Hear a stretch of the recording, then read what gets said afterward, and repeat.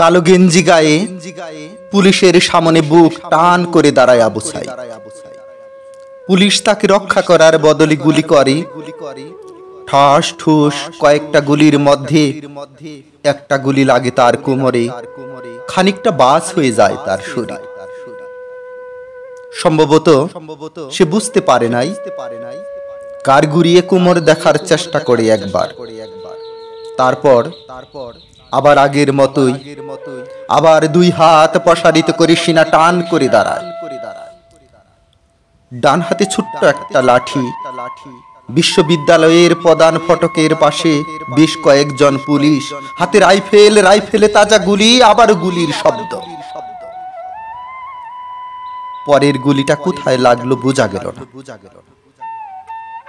তবে আবু সাইদ টলছে, পড়বে বাপ। কিন্তু সে সোজা হয়ে দাঁড়ানোর চেষ্টা করছে।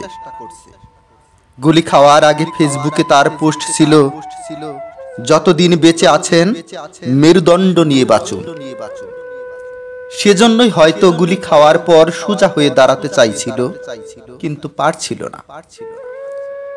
আবু সাইদের মেরুদণ্ড সোজা থাকলেও শরীরটা মাটির দিকে ক্রমশ ঝুলে পড়ছিল। সবুজ জামা পরা বন্ধু এগিয়ে আসে। পুলিশের গুলির ভয় ডর পাশে রেখে আবু সাইদকে ধরে। আর দুই একজন আসে। আবু সাইদকে হাসপাতালে নিতে হবে। আবু সাইদ হাঁটতে পারছে না, শরীর ছেড়ে দিচ্ছে। 4-5 জন হাত পা ধরে শূন্যে তুলে আবু সাইদ ঝুলছে, আর রক্ত পড়ছে টক টক টক। যে আবু সাইদ কিছুক্ষণ আগেও বুক চিতিয়ে কুঠ আন্দোলনের নেতৃত্ব দিচ্ছিল, সে এখন শূন্যে ঝুলছে, যেভাবে ঝুলছে মেধাবীদের ভাগ্য। রাত 10টার আগে বাড়িতে যাবার কথা ছিল আবু সাইদের। মা অপেক্ষা করছে, বোন অপেক্ষা করছে। তখনও তারা জানে না আবু সাইদের মৃত্যুর সার্টিফিকেট লিখছে কর্তব্যরত ডাক্তার।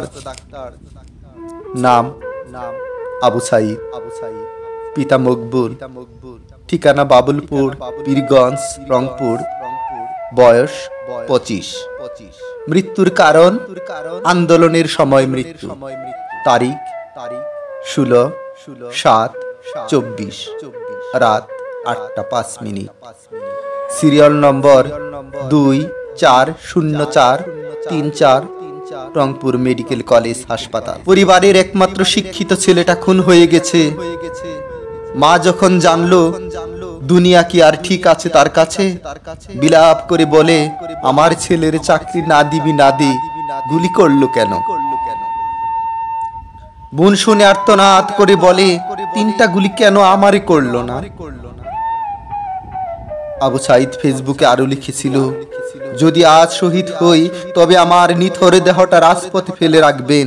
ছাত্র সমাজ যখন বিজয় মিছিল নিয়ে গড়ে ফিরবে, তখন আমাকেও বিজয়ী ঘোষণা করে দাফন করবেন। একজন পরাজিতের লাশ কখনো তার মা বাবা গ্রহণ করবেন না।